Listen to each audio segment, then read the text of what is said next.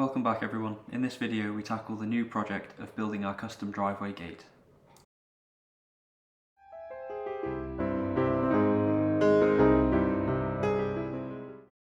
We began the task by using a mini digger to dig the hole for the gate posts. The reason for digging such a large hole was to accommodate the size of the gate. We opted for a single leaf 4x2 metre wooden gate, so we wanted the gate post to be buried at least 1 metre deep.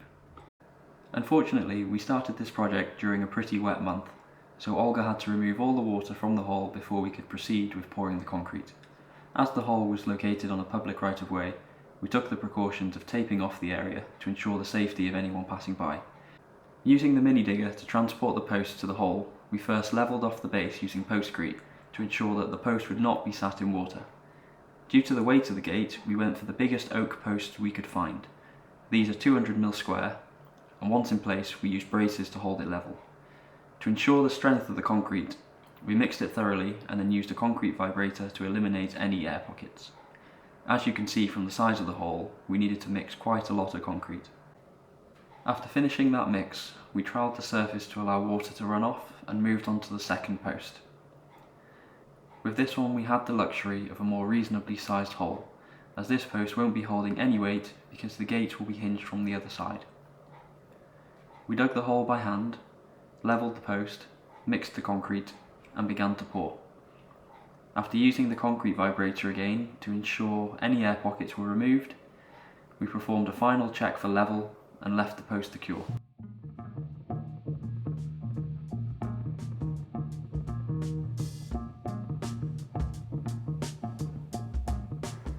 Now that the posts are secured in place, we could move on to the next step of building the actual gate frame. I began the construction by cutting the wood to the desired lengths. To achieve a smooth finish, we planed all 4 sides of the timbers, which consisted of both 175x75mm and 150x75mm.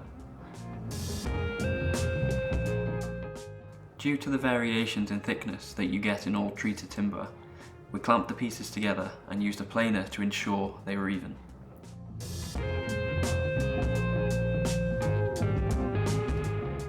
Once we achieved the desired thickness, we proceeded to create the half-lap joints. This involved making multiple passes with a circular saw and then cleaning the joints using a chisel and a planer. Given the significant number of joints, I think there were 20, this process took some time.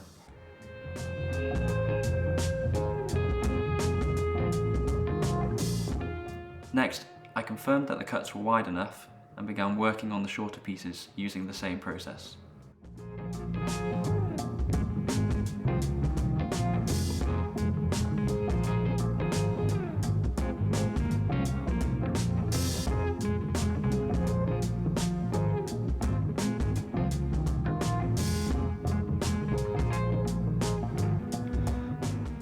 Fortunately, we're in the process of renovating our house, which allowed us to utilise the spacious old kitchen as a sheltered area for constructing the gate away from the rain.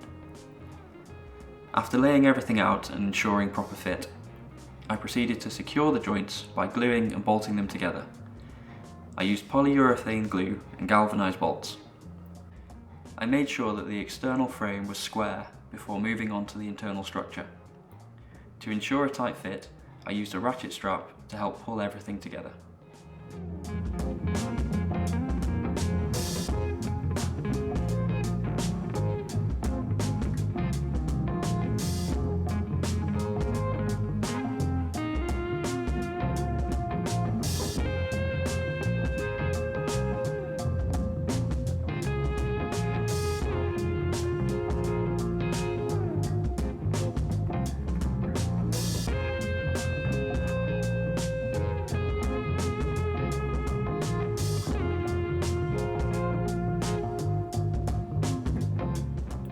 At this point, I measured and marked out the internal braces, cut them to the appropriate length, and created the half-lap joints once again.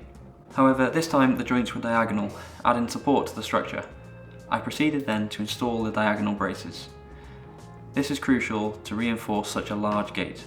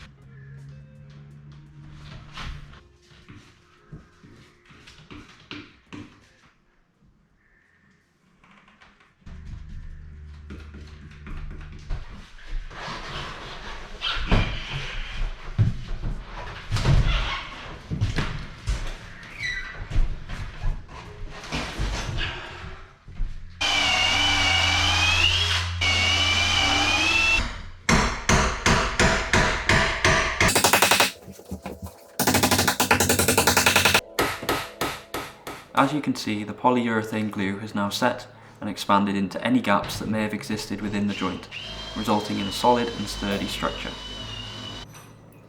Using 200mm screws, I secured the top and bottom of both the braces to stop them from twisting.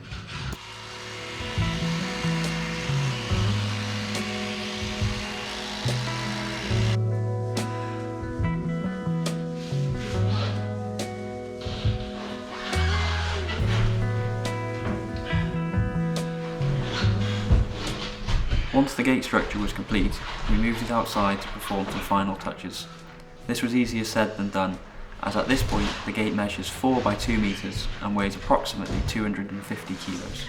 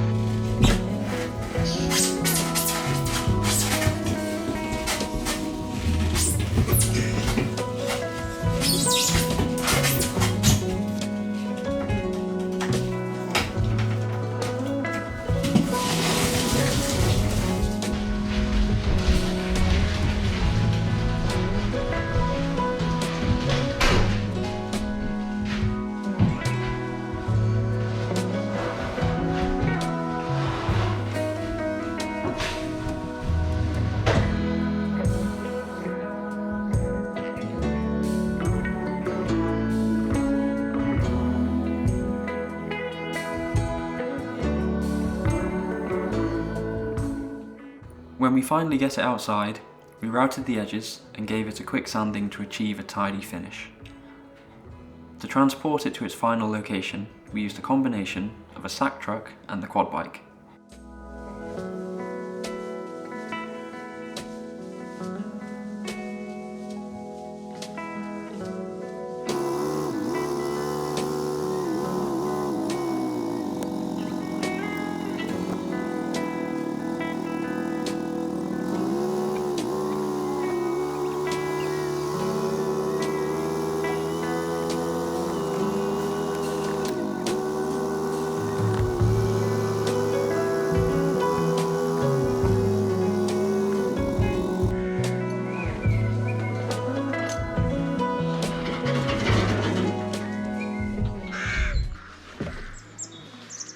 Yeah.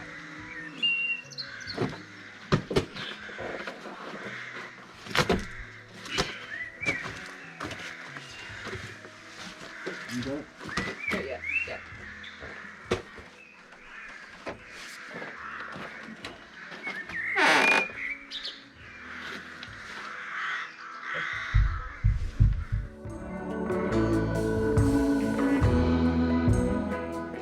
The next step was to build the gate threshold. We started by digging away the gravel to establish a firm base.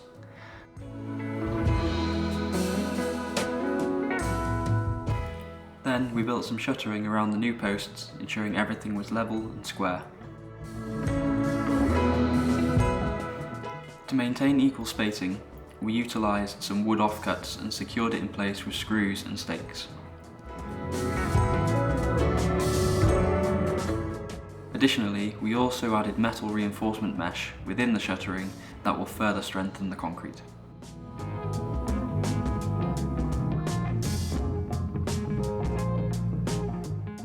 At this point, we also placed in the ducting to accommodate the cables for the electric gate opener. After wetting the ground, we proceeded to pour the concrete into the form.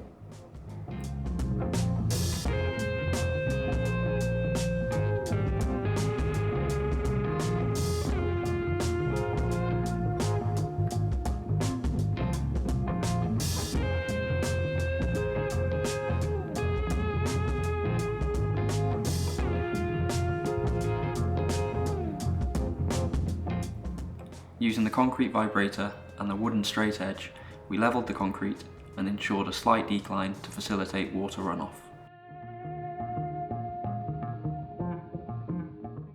To protect the curing concrete, we then taped off the driveway to prevent anyone from disturbing it and left it to cure for a few days before returning to remove the wooden form and in order to achieve a smoother finish on the edges, we also used a concrete grinding disc, as I was unable to get a round-off trowel in some areas.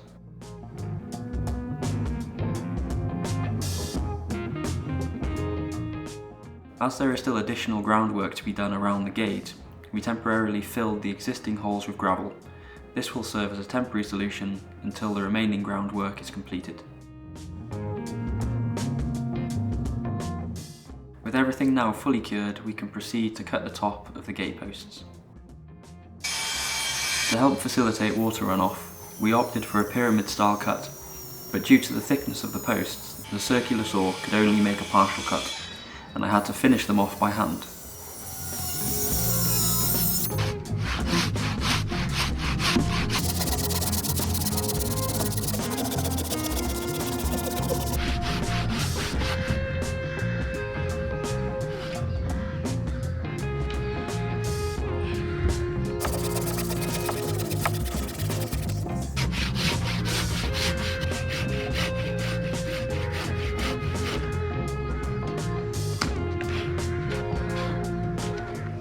Once both posts were cut, I gave them a thorough sanding, routed the edges, and gave them a few coats of linseed oil.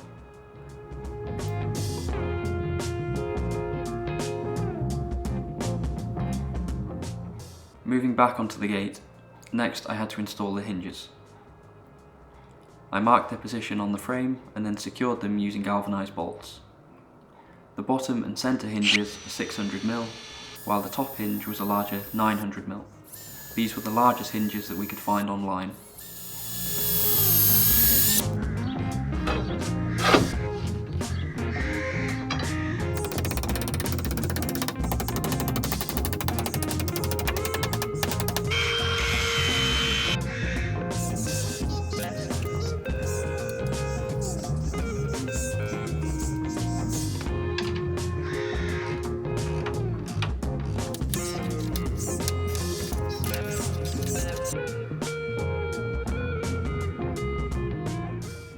To ensure proper alignment, we transferred the same measurements from the gate onto the post to complete the installation of the hinges.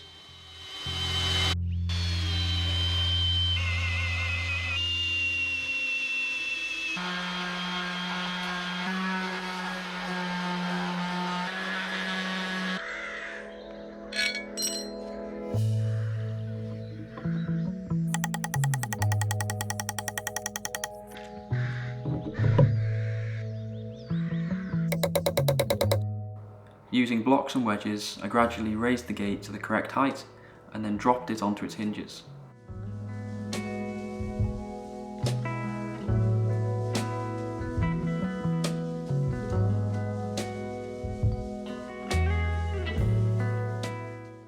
I then made sure the gate and the hinges were working well and that it was opening correctly. I also added 2 wooden blocks to cover the gap for the hinges once clad.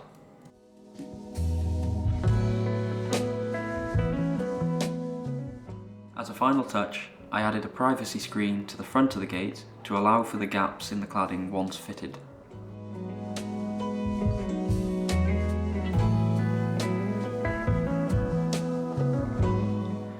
For the cladding, we went for 100 by 20mm treated timber. After cutting them all to the right length, we then planed the edges for a better finish.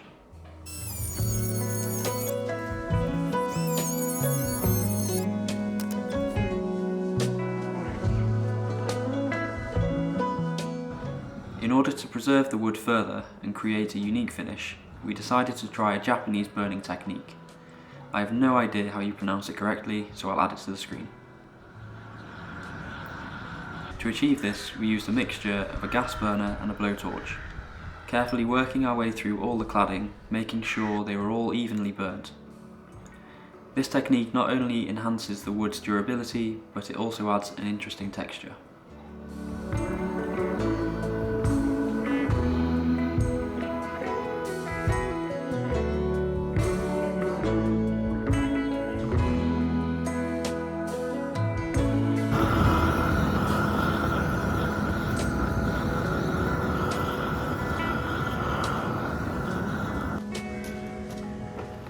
While Olga was working on the cladding, I started work on the installation of the electric gate opening system. After laying everything out, I began with the lock mechanism. I pre-drilled all the necessary holes and fit the lock onto the gate using 150mm screws.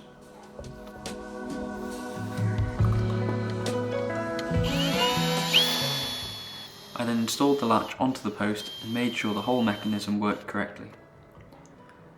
Once that was in place, I then fed the cable through the holes and clipped it across the gate.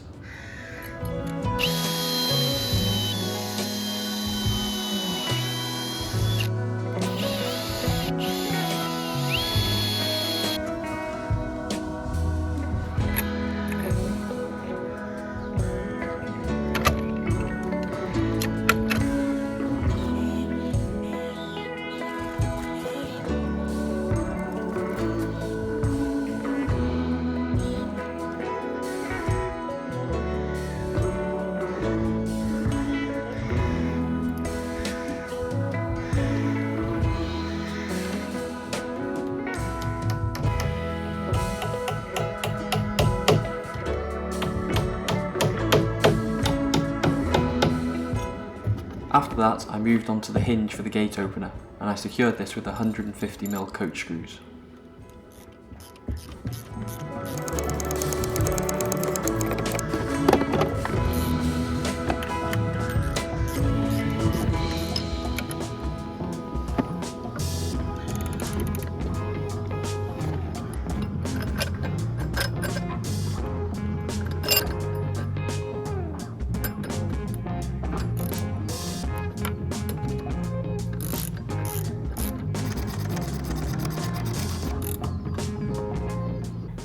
I then installed the opposite part onto the gate.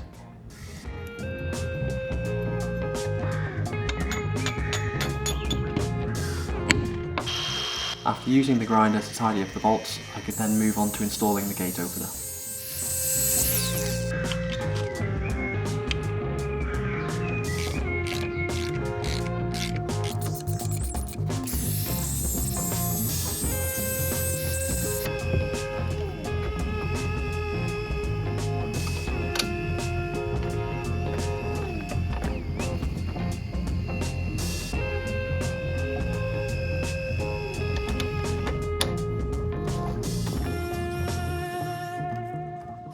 After testing it a few times to make sure nothing was catching, I was happy it was working smoothly.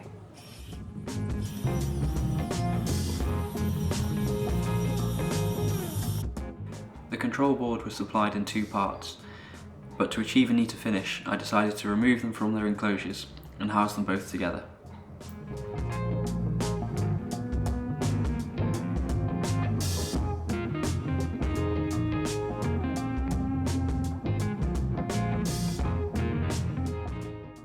Additionally, I installed a push-to-open button for added convenience, and after conducting a quick test, the electric opening system was ready for use.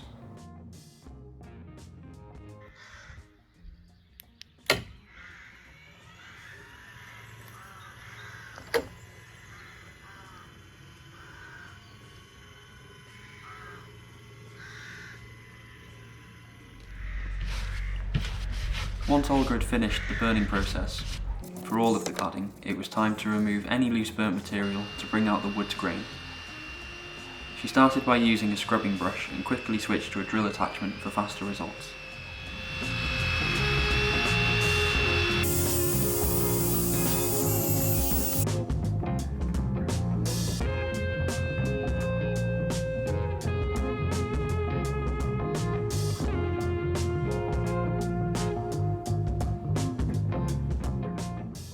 As you can see, this technique produces quite a unique finish. We didn't record the process, but we also applied a couple of coats of linseed oil to the cladding before we installed it onto the gate.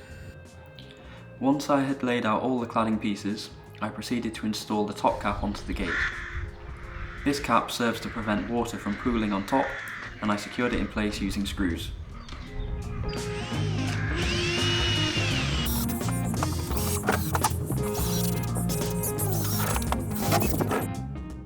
Next, I marked out the locations of the hinges behind the cladding In order for the cladding to sit flush on the gate, I had to remove a small portion of wood. Using clamps, we held everything together while using a circular saw and chisel to make the necessary adjustments.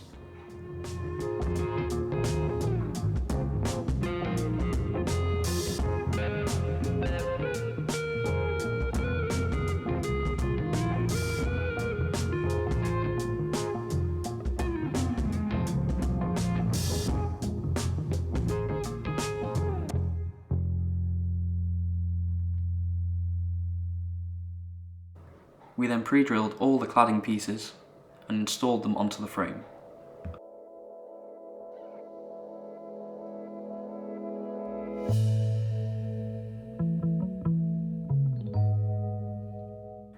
During this process, we noticed that the galvanised hinges were visible through the gaps in the cladding. To address this, we temporarily removed those pieces, sprayed the hinges black, and then reinstalled the cladding. Using a string line as a guide to keep everything straight, we pre-drilled the remaining holes and finished securing all the cladding pieces.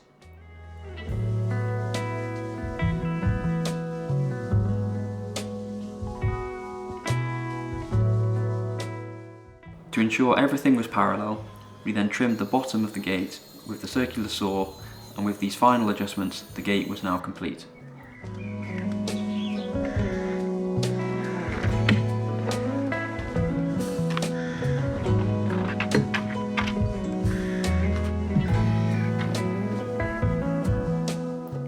As a final touch, we also installed a keypad on the outside for convenience and incorporated a smart system that integrates with Alexa. Alexa, open the gate. What's your voice code for gate? Opening. Hang on. The gate is open.